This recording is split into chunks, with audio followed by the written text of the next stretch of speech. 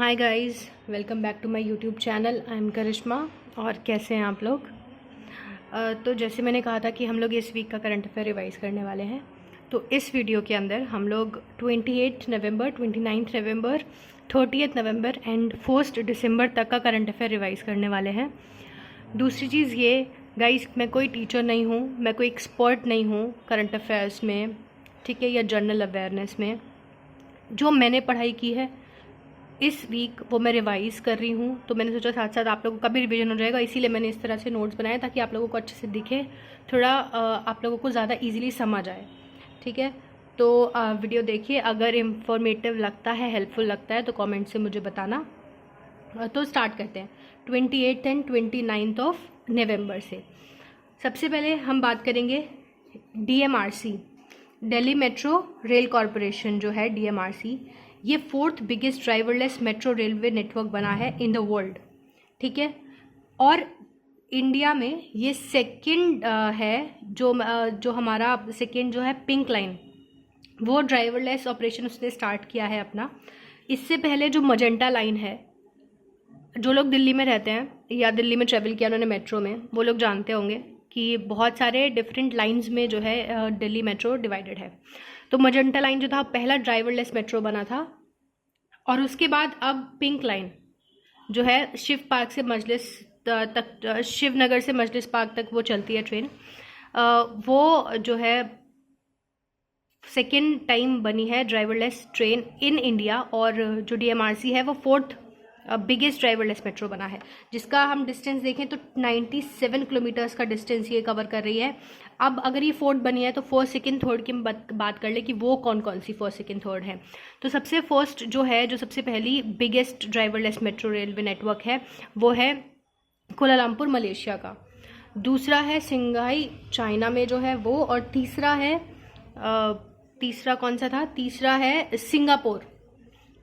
ठीक है, ये 3 आ जाते हैं। तो इसमें और अब हम बात करेंगे कि किसने ये साथ में मिलके लॉन्च किया था, इनॉग्रेट किया ये वाला। तो ये हरदीप सिंह पुरी मिनिस्टर हैं ये हाउसिंग एंड अर्बन अफेयर्स के, और कैलाश गहलोत जी जो ये टूरिज्म मिनिस्टर हैं दिल्ली के, इन्होंने मिलकर इनॉग्रेट किया है ड्राइवरलेस ट्रेन ऑपरेशंस DMRC के ऊपर। ठीक है, उसके बाद बात करते हैं यूनेस्को वर्ल्ड हेरिटेज कमेटी, जिसमें इंडिया को 4 सालों के लिए इलेक्ट किया गया है। टोटल 12 मेंबर्स इलेक्ट हुए हैं, उसमें से India one of the members है। वो कहाँ हुआ? 23rd general assembly of state parties to the world heritage committee, जो इसकी मीटिंग हुई थी हेडक्वार्टर पेरिस के अंदर, जो मीटिंग हुई थी वहाँ पर ये डिसाइड किया गया कि इंडिया को इलेक्ट किया गया है 4 साल के लिए 12 मेंबर्स के अलाउंग। ठीक है, यूनेस्को वर्ल्ड हेरिटेज साइट्स की हम लोग बात कर रहे हैं, तो यूनेस्को वर्ल्ड हेरिटेज साइट कितनी है हमारी इंडिया में?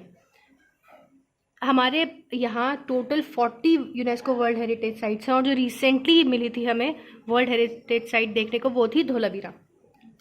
ठीक है, उसके बाद हम लोग बात करेंगे कंतार ब्रांड्स इंडिया रिपोर्ट 2021।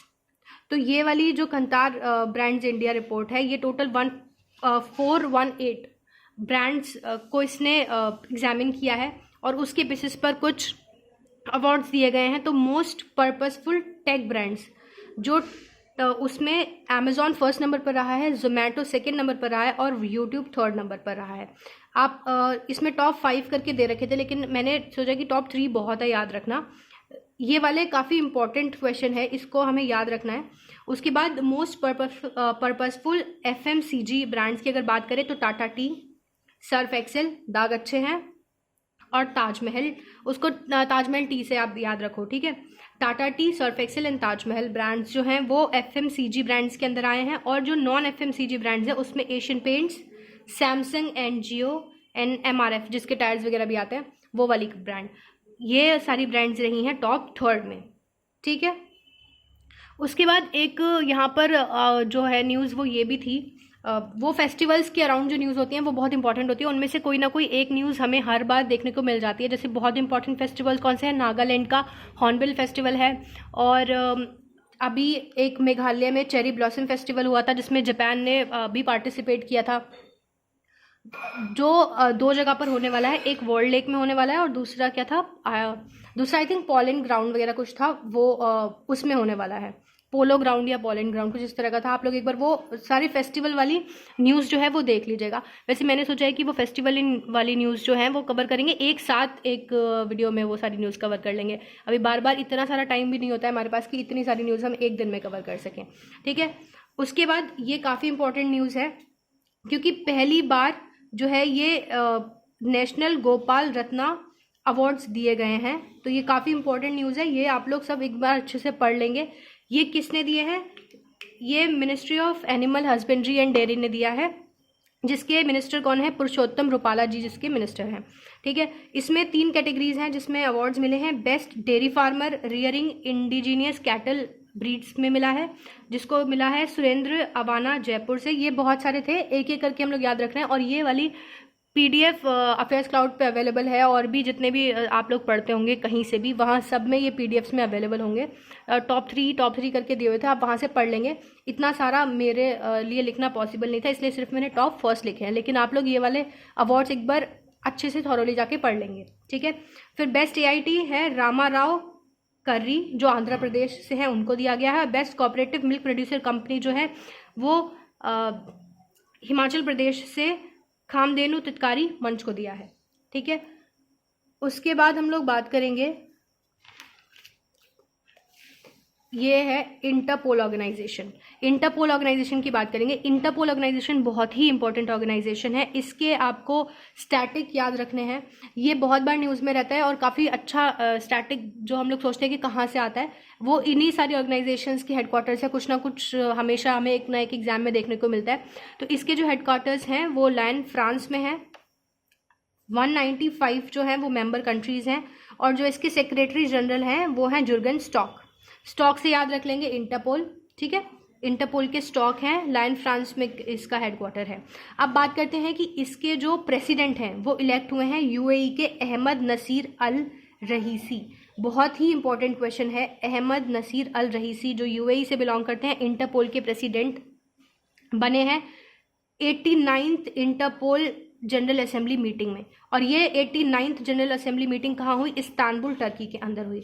अब बहुत से लोग कंफ्यूज करते हैं टर्की में जो इस्तांबुल है उसको उसकी कैपिटल से, लेकिन इस्तांबुल एक्चुअली में कैपिटल नहीं है, वो बहुत एक फेमस सिटी है टर्की की, लेकिन जो टर्की की कैपिटल है वो है अंकारा।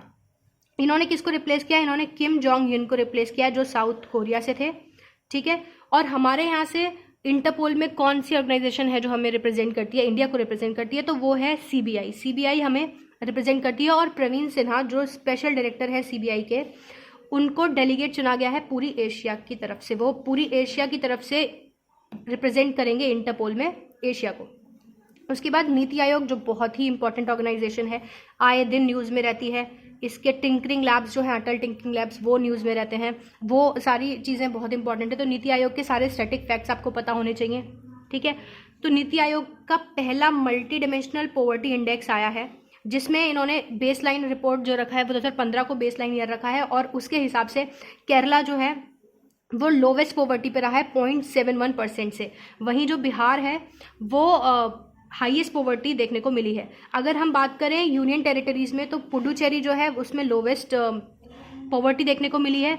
वहीं दादर एंड नगर हवेली के अंदर 27.36% से हाईएस्ट पॉवर्टी देखने को मिली है। वहीं बात करें अगर global multi dimensional poverty index की, तो इंडिया 66 पोजीशन पर रहा है। ये रिपोर्ट जो है ये नीति आयोग ने अकेले नहीं पब्लिश की है, ये report Oxford Poverty and Human Development Initiative, United Nation Development Programme और 12 लाइन मिनिस्ट्रीज हैं, साथ स्टेट गवर्नमेंट्स ने मिलकर ये रिपोर्ट जनरेट की है। 12 इंडिकेटर्स हैं जिनको दिमाग में रखकर ये हमारी पूरी रिपोर्ट बनाई गई है। ये क्वेश्चन बहुत इंपॉर्टेंट है, इसको आपने ध्यान में रखना ही रखना है। केरला और बिहार काफ़ी इंपॉर्टेंट नाम सामने आए हैं। सेंट्रल विस्टा प्रोजेक्ट, अगेन एक बहुत अच्छी न्यूज़ हमारे सामने आती हुई। सेंट्रल विस्टा प्रोजेक्ट जो है वो बहुत ही अच्छा क्वेश्चन बनाता है। पिछली साल भी SBI में सेंट्रल विस्टा प्रोजेक्ट से एक न्यूज़ आई थी।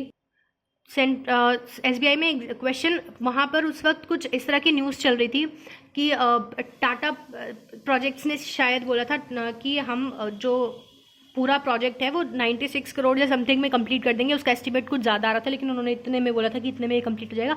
कुछ इस तरह की न्यूज़ थी, मुझे एग्जैक्ट जो है वो नहीं याद है कि कितना अमाउंट था, पर इस तरह का ही कुछ अमाउंट था और ऐसी कोई न्यूज़ थी। लेकिन उस न्यूज़ में से ये कुछ नहीं पूछा गया, कौन सी कंपनी कौन सा प्रोजेक्ट्स बना रही है, सेंट्रल विस्टा के बारे में कुछ नहीं। उन्होंने पूछा कि जो पुराना पार्लियामेंट्री बिल्डिंग है वो किसने डिज़ाइन की थी। उन 2 लोगों के नाम बताने थे, तो उसमें से जो है एक हर्बर्ट बेकर थे और एक लुटियंस थे, उन दोनों का नाम पूछा गया था। तो इसी तरह से इस बार भी सेंट्रल विस्टा प्रोजेक्ट पर एक और बहुत अच्छी न्यूज़ आई है कि इसको टाइमली कंप्लीशन हो इसका। ये प्रोजेक्ट जो है 2019 में शुरू हुआ था। ये आता है ministry of housing and urban affairs के अंडर में, और 5 पैनल मेंबर्स इसमें नियुक्त किए गए हैं ताकि ईजिली और एक टाइमली जो प्रोसेस है वो इस प्रोजेक्ट का कंप्लीट हो जाए। जिसको हेड करेंगे रतन वी पट्टल साहब, ठीक है। अब सेंट्रल विस्टा प्रोजेक्ट क्या है? सेंट्रल विस्टा प्रोजेक्ट के अंदर हमारी क्या क्या कंस्ट्रक्शंस हो रही हैं? एक हमारा ट्रायंगुलर पार्लियामेंट्री बिल्डिंग बन रही है, ठीक है। आपने बहुत सुना होगा उसके बारे में। उसके साइड में और भी चीज़ें बन रही हैं, ठीक है। एक म्यूजियम बन रहा है नॉर्थ एंड साउथ ब्लॉक्स को हटाकर, और राजपथ का जो मार्ग है वो 3 किलोमीटर लंबा राजपथ जो है राष्ट्रपति भवन से लेकर इंडिया गेट तक का, उसको भी रिनोवेट किया जा रहा है। कॉमन सेंट्रल सेक्रेटरीट बनाया जा रहा है। तो जो ट्रायंगुलर बिल्डिंग है वो टाटा प्रोजेक्ट्स बना रहा है। कॉमन सेंट्रल सेक्रेटरीट जो है वो L&T बना रहा है, लार्सन एंड टर्बो। और जो 3 किलोमीटर का राजपथ है वो बना रहा है SPCL। उसके बाद ये वाली न्यूज़ बहुत ज़्यादा इंपॉर्टेंट नहीं है, WHO ने न्यू कोविड स्ट्रेन, क्योंकि कोविड स्ट्रेन बहुत सारे हैं। लेकिन इसमें इंपॉर्टेंट क्या है? इसमें इंपॉर्टेंट ये है कि कितने अब तक के हमारे जो वेरिएशंस हैं, म्यूटेशंस हैं, वो देखने को मिले हैं, जैसे अल्फा, बीटा, डेल्टा, गामा और अब ओमिक्रॉन। ये किस जो कंट्री है उसमें डिटेक्ट हुए हैं? ये वाला क्वेश्चन शायद पूछा जा सकता है आगे जाके। जैसे ऑप्शन ABC दे दिया, NMATCD कॉलम करके बता दिया कि कौन सा किसके साथ मैच करता है, उस तरह का कोई क्वेश्चन आ गया तो शायद ये पूछा जा सकता है। इसीलिए मैंने रखा कि आप लोग थोड़ा एडिशनल इस चीज़ को पढ़ लेंगे। अभी जो ओमिक्रॉन है वो डिटेक्ट किया गया है साउथ अफ्रीका के अंदर, ठीक है। नेक्स्ट क्वेश्चन, नेक्स्ट जो हमारी न्यूज़ है वो ये है, एग्जिम बैंक से आई है। एग्जिम बैंक ने 100 मिलियन का लोन दिया है कोविड वैक्सीन के लिए, फाइनेंशियल ईयर 2022 के लिए, और इन्होंने 250 करोड़ का लोन और दिया था, अफ्रीका को भी दिया है। इस तरह की 2 न्यूज़ हैं, ठीक है। एक अफ्रीकन एग्जिम बैंक को दिया है इन्होंने 100 और 150, और अफ्रीका के किसी ऑर्गेनाइजेशन को दिया है। तो इस तरह से जितनी भी ये वाली न्यूज़ होती हैं जो हम फंड्स दे रहे हैं, कोई एग्जिम बैंक या वर्ल्ड बैंक, ADB कोई भी फंड दे रहा है, वो वाली न्यूज़ बहुत इंपॉर्टेंट होती है। उसकी भी हम एक अलग से वीडियो में पूरी एक साथ कवर कर लेंगे लास्ट में एग्जाम के 5-10 दिन पहले। लेकिन ये वाली न्यूज़ आप लोग पढ़ लेंगे, मैंने इसलिए रखी थी ताकि आप लोग खुद से ये वाली न्यूज़ पढ़ लें। अगला जो डेज होते हैं, डेज एक ही क्वेश्चन पूछा जाता है, इतना ज़्यादा इंसेंटिव नहीं है इनको सारे डेज को याद करने का। लेकिन जो बहुत इंपॉर्टेंट डेज होते हैं या उनके साथ कोई बहुत इंपॉर्टेंट ऑर्गेनाइजेशंस जुड़ी हुई हैं तो वो वाले डेज हमें याद करने चाहिए। जैसे कि इंटरनेशनल ऑर्गन डोनेशन डे है, 27 नवंबर को होता है। ये कौन इसे मनाता है? National Organ and Tissue Transplantation Organisation है, नोटो हम इसको शॉर्ट फॉर्म में बोल देते हैं, ठीक है। जो किसके अंडर आता है? Ministry of housing, health and family welfare के अंदर आता है, ठीक है। इंडिया जो है वो 3rd इन ऑर्गन डोनेशन है। Global observatory on donation and transplantation report के अकॉर्डिंग इंडिया 3रे स्थान पर है, US और चाइना के बाद। ये वाली बहुत इंपॉर्टेंट न्यूज़ है, इसको हमें याद रखना है। शायद हमें ये नहीं पूछा जाए कि 27 नवंबर को कौन सा डे मनाया जाता है, लेकिन हमसे ये पूछ लिया जाएगा कि इंडिया कौन से पोजीशन पर है ऑर्गन डोनेशन के अंदर। उसके बाद हम बात करेंगे सोटो। जैसे कि हमने ये नेशनल पढ़ा, ये state organ and Tissue transplantation है। इसका अवार्ड महाराष्ट्र को मिला है, मतलब महाराष्ट्र ने सबसे ज़्यादा ट्रांसप्लांटेशंस किए हैं। रोटो रीजनल, अगर रीजन की बात करें तो यहाँ पर वेस्टर्न रीजन जो है ये टॉप पे रहा है ऑर्गन ट्रांसप्लांटेशन में। और बेस्ट ट्रांसप्लांटेशन हॉस्पिटल कौन सा रहा है? तो वो तमिलनाडु का वेलमिल मेडिकल कॉलेज जो है वो टॉप पर रहा है। तो इसी तरह से हमारे जो 28-29 के ख़त्म होते हैं, थोड़ी ज़्यादा न्यूज़ थी उसके अंदर, 2 दिन का था। अभी 30 नवंबर की बात करते हैं। सबसे ज़्यादा इंपॉर्टेंट न्यूज़ आते हुए, इस तरह की न्यूज़ बहुत बार पूछी जाती है जब भी कोई फर्स्ट टाइम कुछ हो रहा है, या तो फर्स्ट टाइम कोई प्राइम मिनिस्टर बन रहा है, फर्स्ट टाइम कोई वुमेन कहीं इलेक्ट हो रही है, या फिर तो फर्स्ट टाइम वाली जो न्यूज़ होती हैं वो सारी की सारी ही बहुत इंपॉर्टेंट होती है। अभी हम लोग यहाँ पे बात कर लेते हैं वाराणसी, जो उत्तर प्रदेश में है, जिसको यहाँ पर फर्स्ट रोपवे सर्विस मिला है। मोड ऑफ ट्रांसपोर्टेशन के लिए वो रोप सर्विस जो है इस्तेमाल करने वाले हैं। कहाँ से कहाँ के बीच में जा रहा है? ये कैंट रेलवे स्टेशन से लेकर चर्च स्क्वायर तक जाएगा। ये बहुत ही इम्पॉर्टेंट न्यूज़ मुझे लग रही है। जो 3.4 किलोमीटर्स का डिस्टेंस है वो 15 मिनट में हमारा कवर कर लिया जाएगा। और 400 करोड़, ये काफ़ी इंपॉर्टेंट एक वो है। कब तक ये कंप्लीट हो जाएगा? 2022 तक कह रहे हैं कि ये दिसंबर 2022 तक कंप्लीट ये हो जाएगा, लेकिन देखते हैं कि कब तक कंप्लीट होता है। लेकिन अभी के लिए 400 करोड़ का जो अमाउंट है वो हमारे लिए बहुत इंपॉर्टेंट है। इसका जो बाइफर्केशन है वो इस तरह से है कि 80% सेंट्रल गवर्नमेंट से आने वाला है और 20% स्टेट गवर्नमेंट इसमें कंट्रीब्यूशन अपना देने वाला है। इंडिया इसी के साथ तीसरी कंट्री बन जाती है आफ्टर बोलिविया एंड मेक्सिको, जिसको मेक्सिको भी हम लोग प्रोनाउंस करते हैं। बोलिविया एंड मेक्सिको के बाद थर्ड कंट्री इंडिया बन गई है जिसके पास ये मोड ऑफ ट्रांसपोर्टेशन है रोप सर्विस का। ये बहुत इंपॉर्टेंट क्वेश्चन है, इसको आप लोग ज़रूर से पढ़ लेंगे। इसमें से क्वेश्चन आने के चांसेस बहुत ज़्यादा हैं। नेक्स्ट एक और बहुत इंपॉर्टेंट हमारे पास न्यूज़ आती हुई, इंडियन रेलवेज जो है उसने टाई अप किया है मणिपुर के साथ to get world's tallest railway bridge pier. 141 metres का ये वर्ल्ड टॉलेस्ट ब्रिज है। 111 रेलवे ब्रिज की इसकी लंबाई है, जो किस रिवर के अक्रॉस बन रहा है? इजाई रिवर के अक्रॉस ये ब्रिज हमारा बन रहा है। इसकी भी जो अमाउंट है वो 374 करोड़, बहुत इंपॉर्टेंट अमाउंट है। ये भी 2022 तक कंप्लीट होने वाला है।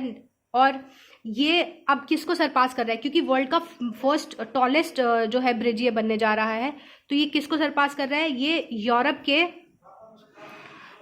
बेलग्रेड बार रेलवे के ऊपर जो कनेक्ट करता है वायाडक्ट माला एंड रेइका को, उसको ये सरपास करने वाला है। इसकी हाइट है 141 मीटर्स की, तो ये कितना था? 139 मीटर्स का लंबा ब्रिज था, जो वर्ल्ड टॉलेस्ट पियर ब्रिज था। अभी मणिपुर का जो ब्रिज है वो वर्ल्ड टॉलेस्ट ब्रिज बनने वाला है। किसके अक्रॉस? इजाई रिवर के अक्रॉस। 374 करोड़ की इसकी अमाउंट है, लागत इसमें आने वाली है।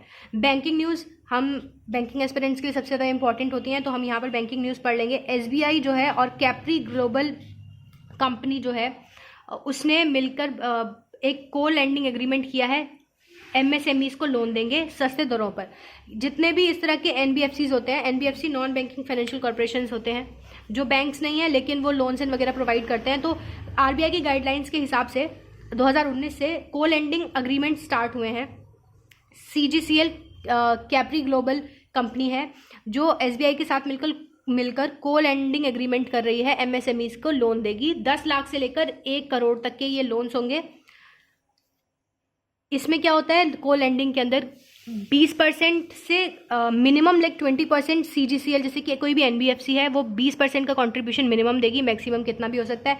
और जो कोई भी बैंक है उसका जो मैक्सिमम कंट्रीब्यूशन रह सकता है वो 80% का कंट्रीब्यूशन रह सकता है। अगला एक और न्यूज़ आते हुए पेटीएम पेमेंट बैंक से Paytm transit cards, physical transit cards इन्होंने निकाले हैं जिसको हम कहीं भी यूज़ कर सकते हैं। ये ट्रांजिट कार्ड्स हैं, ट्रांसपोर्टेशन के अंदर बहुत ज़्यादा इस्तेमाल होने वाले हैं। साथ ही साथ किसी भी ATM से हम इसमें विड्रॉ करा सकते हैं जाकर पैसा। तो काफ़ी अच्छी एक न्यूज़ है। जो लोग भी पेटीएम यूज़र्स हैं, आप पेटीएम ट्रांजिट कार्ड लेंगे, उसके अंदर टॉपअप कर सकते हैं और कहीं भी इसको किसी भी पार्किंग के लिए कोई पैसा देना है या किसी भी तरह से इनको यूज़ किया जा सकता है। पेटीएम पेमेंट बैंक की बात करें तो इसके हेडक्वार्टर्स जो है वो नोएडा में है। MD CEO सतीश कुमार गुप्ता जी हैं। CBIC बहुत इंपॉर्टेंट न्यूज़। CBIC के chairman, central board of indirect taxes के चेयरमैन चुने गए हैं विवेक जौहरी जी। इन्होंने सक्सीड किया है M अजीत कुमार को। 1 लाइनर टाइप का क्वेश्चन है लेकिन काफ़ी